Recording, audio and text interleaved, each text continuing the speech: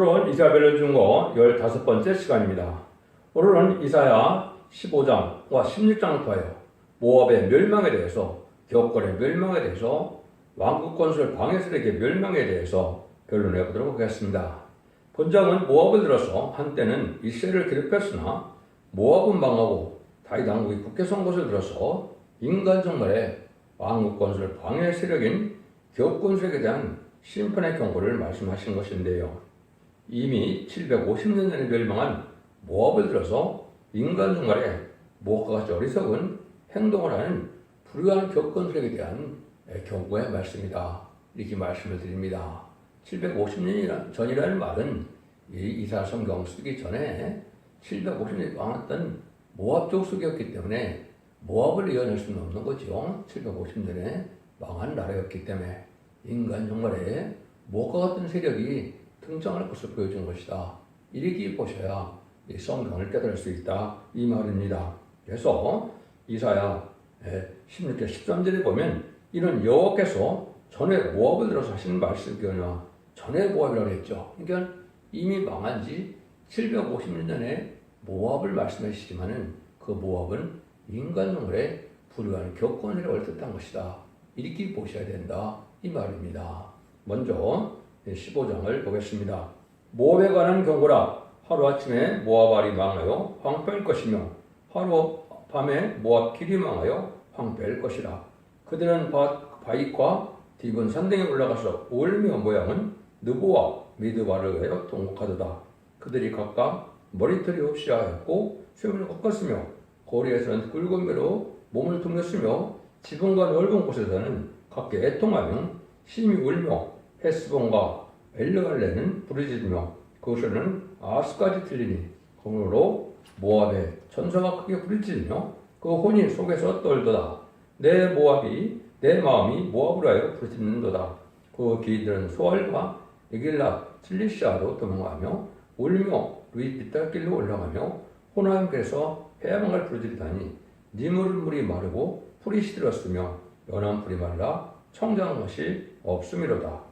그러므로 그들이 얻은 재물과 찾았던 것을 버드나무 시내를 건너리니 연 곡성이 모압 사방에 들렀고 슬피 부르짖음이 에글람에 이루며 부르짖음이 부엘엘림에 미치며 디몬문에는 피가 가득함이로다. 그럴지라도 내가 디몬에 재앙을 더 내리되 모압의 도편자와 그 땅의 남은 자에게 사자를 보내리라. 모압국은 아브라함의 조카 롯의 족속이죠. 그들은 이스라엘을 깨어서 망케 하려는 흉기로서 발람을 들어쓰던 민족인데요.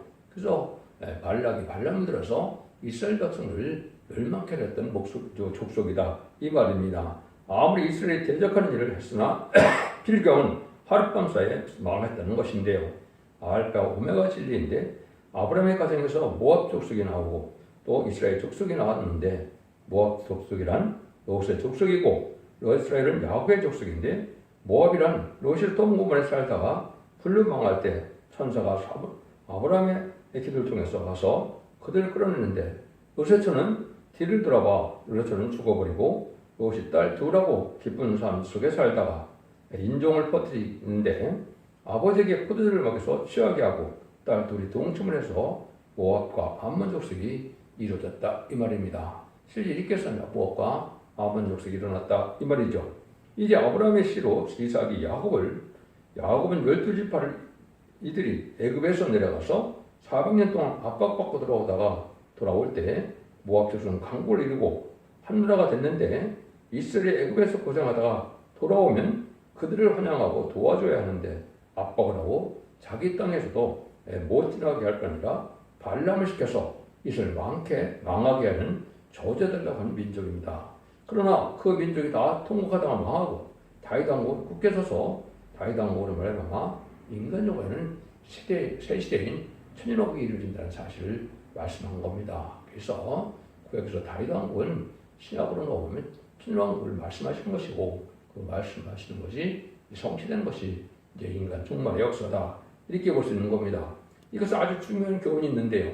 누가 그러면 모압 족속이냐 하는데 은혜 복음을 받고 혹은 또 말세 복음을 받은 자들이 하나님의 택한 거룩한 사명자들을 통해서 새시대 건설을 할 때 부패한 기독교인들이 왕국 건설을 방해는 있을 것을 말하는 것이다. 이 말입니다. 그래서 대부분 불의한 격건설이 되어서 마귀의 지배를 받다 하나님의 뜻인 천일왕국을 건설하는 것을 방해하다가 망하게 될 것을 말씀하시는 것이니까 이번에 이거를 잘 듣고 각성하려고 분별치 못하면 이제는 여기에 속하여 망할 수밖에 없는 때가 온 것이다. 여기도 보면 니부린 물이 마르고 풀이 시들었으며 연한 풀이 말라 청정한 것이 없음 같이 새긴 말씀의 비를 모르고 세상을 이기는 믿음이 없어 영적 희갈이 오고 환란 오면 육적 기근도 오게 된다는 건데요.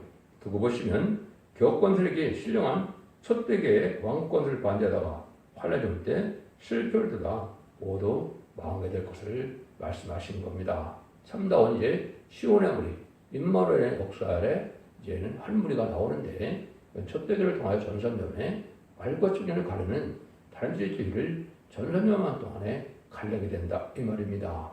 이때 불의한 격건설들은 이 일들을 방해하다가 결국 환란에 빠져서 짐승의 피를 받게 되고 짐승의 피를 받으면 심판의 대상자, 멸망의 대상자가 돼서 대적자한테 괴로움받다가 아마겟돈 때 전멸을 당하는 것이 심판의 방법이다 이 말입니다.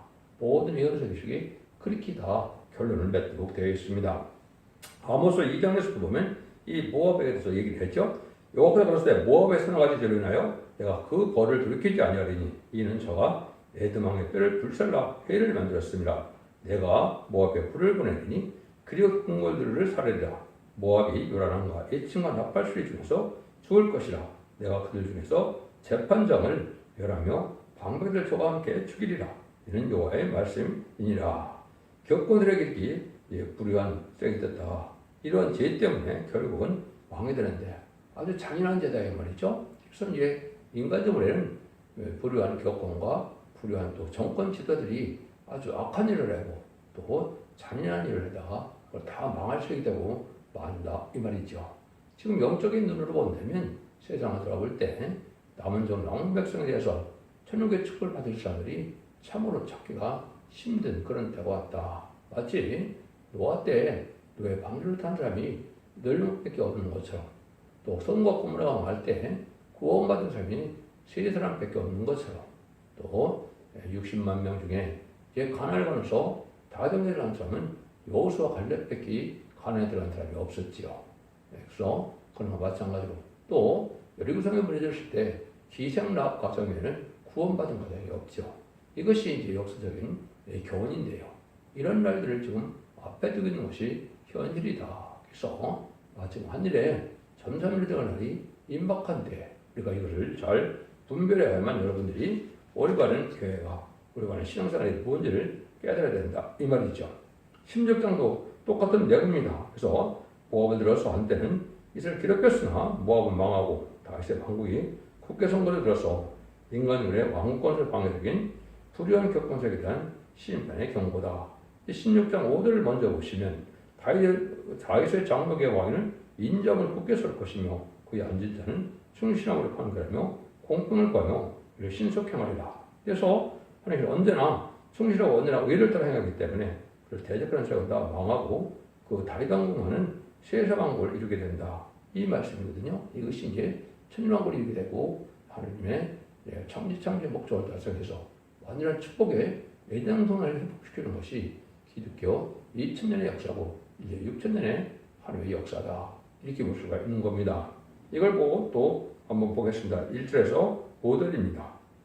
너를 이 땅 치리자에게 어린 양들을 들이대 셀라에서부터 광야를 지나 딸 시온산으로 보낼지니라. 모압의 여자들은 아르논 나루에서 떠드는 새와 같고 볼곰자리에서 흩어지는 새 새끼가 될 것이라. 너는 모락을 베풀어 공의를 판결하며 오정 때에 방풀을 같이 그늘을 짓고 쫓겨난 자를 숨기며 도망한 자를 발각시키지 말며 나의 쫓겨난 자들로 너와 함께 있게 하되 너의 모압은 멸절하는 자 앞에서 그 피할 곳이 되라. 대서 토색하는 자는 망하였고 멸절하는 자는 그가 그쳤고 압제하는 자가 이 땅에서 멸절되었으며 다윗의 장막의 왕위는 인정을 굳게 설 것이요 그의 앉은 자는 충실함을 판결하며 공평을 구하며 그를 신속게 하리라.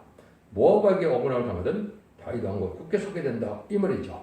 모압은 결국은 흩어진 새새끼같이 새 중에서도 가장 약한 새가 물새인데요. 물새처럼 이렇게 망하게 된다 이 말이거든요. 모압이 망하고 다윗왕 깨져서 그 다윗왕 그룹을 아마 천년왕국의 새 시대가 이루어진다 이 말입니다. 이것이 현실에 우리가 처한 현실이다 이렇게 보셔야 되는데요. 하나님이 택해서 다윗왕을 세우는데 방해하면 그 민족을 버리는데 복음들이 있다는 새 새끼가 있다는 것은 아주 미약하여 힘을 못 쓰는 것입니다.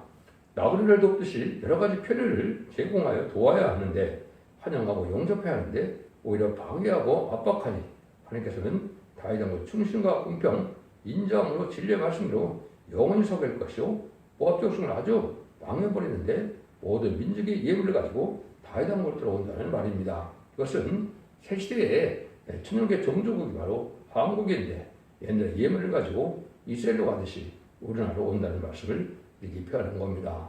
시인판에 환란에 남은 자들이 하나님을 섬기게 되는데 지금도 모압 계통이 있고 아수르 계통이 있고 바벨론 계통이 있는 것입니다. 하나님의 사업을 인간 수단 방법으로 방해하고 협상하다 망하는 것이니 주의해야 합니다. 그렇다고 왕국건설이 안 이루어지겠습니까? 반드시 이루어지되 다윗왕은 충실과 공평을 썼는데 어느 날 충실하고 어느 날 공평하고 어느 날 의롭다라 생각하기 때문에 진리의 말씀들이 이루어지고 대적하는 세력은 남하고 평화로운 세계 왕국이 온다. 예수님이 만왕의 왕국 다스릴 때 진리를 다스리는 시대가 되니까 얼마나 정의롭고 공의를 깼습니까? 그런 세상이 된다.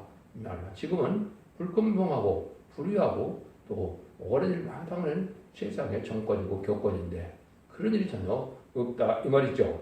참된 신앙도 계통적이고 지금까지 베드로 계통으로 주님의 십자가의 고려 공로로 부활 승천을 믿음 중생을 받는 것이 양을 거친 사명이었습니다. 그러나 이제는 우리 사도 중에서도 요한 계통이니 보아노교의 계통으로 제레미주를 심판하는 신방호의 사명자리다 이 말입니다. 여러분이 요한복음 21장에 보면 15절, 16절, 17절에는 뭐라 그럽니까?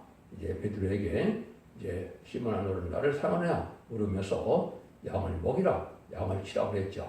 이것이 이제 마가다락방 후에 지금까지 2000년의 기독교의 사명을 뜻한 것이죠. 그런데 이는 요한복음 21장, 21절, 22절, 23절에 보면 다윗, 요한에게는 뭐라 그럽니까? 내가 올 때까지 머물러야 되는 사명이다 그랬죠. 그 말은 뭘까요? 제레미주가 와서 제레미를 영접할 때 쓰임받는 사명이 요한이다 이 말입니다.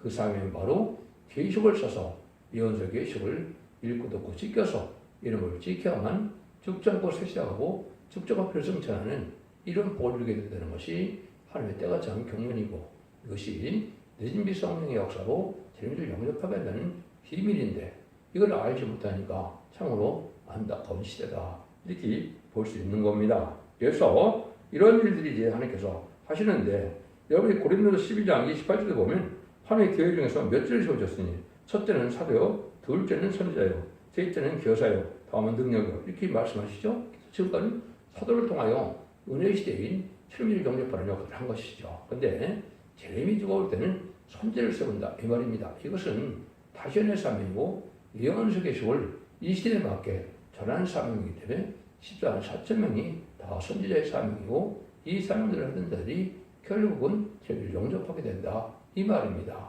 이것이 성경 속에 숨겨진 비밀인데 이걸 알 자가 인간들에게 있지가 않는 거죠. 16절 6절에서 9절입니다. 모압의 교만을 드러나니 심히 교만하였다. 거의 교만하며 분노함도 들었거니와 그 과정이 헛되도다. 그러므로 모압으로 해 통곡하되 다 통곡하며 길 아레셋 건포도 떡으로 하여 그들이 슬퍼하며 심히 근심하리니 헤스본의 밭과 신마의 포도나무가 말랐습니다. 전에는 그 가지가 아슬에 미쳐 광야에 이르고 그 싹이 자라서 바다를 건넜더니 열국 주권자들이 그 좋은 가지를 꺾었도다. 그러므로 내가 야셀의 울음처럼 신마의 포도나무를 하여 울리라.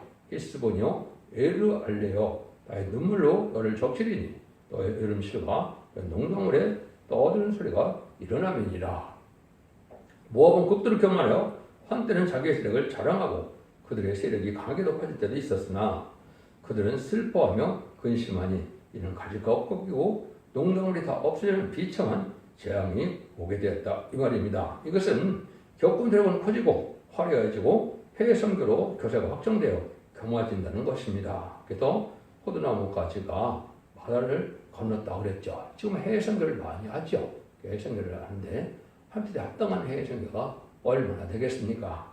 이런 것들이 오히려 교만해진다 이 말입니다. 그러나 혼란적인 통곡을 하게 된다. 참된 종 계통이 다이당국을 건설하는 세력이 일시는 잘 되는 방해하는 세력이 일시는 잘 되는 것 같지만 이건 불량 격분세력이죠. 큰 세력을 그리고 화려한 교회, 많은 숫자를 가는 이런 교회가 잘 되는 것 같지만은 왕권을 방해하다가 심판과 환란 재난에 결국은 다 망하게 되고 만다. 이걸 말씀하시는 거거든요. 그래서 방식 일시는 잘 되는 것 같이 무성한 나무같이 번성하지만 결국은 망한다는 것이다. 초대교회도 바리새의 격권이 승리한 줄 알았지만 망하는 길이요.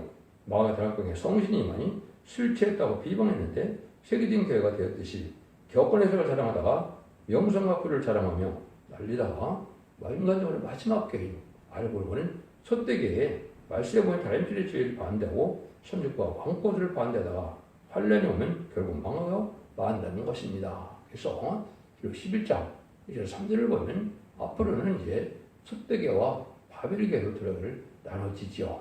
시인편에 다림질은 예언서기로 전하는 종교에서 그 말씀에 순종하면 초대교회가 돼서 남는 남백성이 새 시대에 들어가게 되지만은 그렇지 않고 알고는 모아지지 않는 이제는 바벨교회가 돼서 후삼자본에 빠짐으로 짐승의 표를 받는 환란에 빠진다 이 말입니다. 그러면 결국은 긍휼과 자비가 없는 그런 용서가 없는 시대가 돼서 짐승의 표를 받지 않으면 다 죽이고요. 짐승의 표를 받으면 누구든지 심판에 대한 멸망이 된다 해서 한 명도 예외 없이 그래서 대집장에 결혼받다 아마겟돈 때 전멸당한 것이 심판의 방법이다 이 말입니다. 이거는 인간의 생각에 나온 것이 아니고 하나님의 엄중한 법이 그렇다 이 말입니다. 10절에서 12절입니다. 즐거움과 기쁨이 기름진 밭에서 떠났고 포도원에는 노래와 즐거운 소리가 없어지겠고 틀에는 포도를 밟을 사람이 없으리니 이는 내가 그 소리를 그치게 하였습니다. 이러므로 나의 마음이 모압을 하여 수금같이 소리를 바라며 나의 창자가 기랄스러야 그러도다. 모압 사람이 그 산당에서 피곤하도록 봉사하며 자기 성소에 나와서 기도할 줄도 의아하리로다. 여기 중요한 말씀 아시죠? 즐겁고 기쁘고 이게 기름진 밭에서 즐거운 노래가 이제 없어지게 됐다 이 말이죠. 밤낮을 봉사하던 그 것과 기도도 다 무효가 됐다 이 말이죠.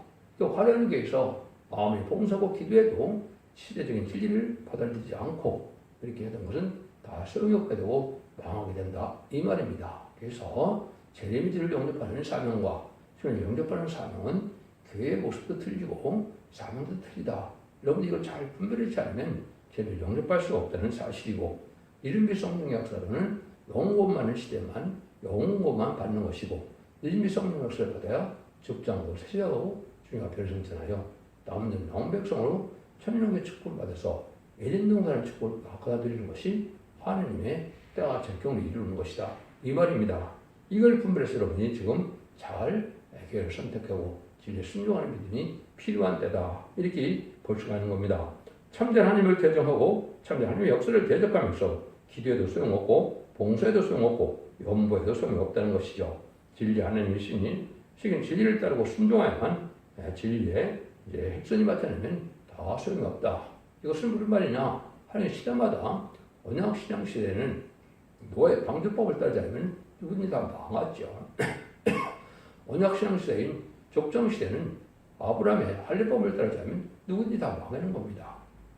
율법 시대는 모세의 율법을 지켜야만 구원받는 것이 그 방법에는 구원의 방법이 없었죠.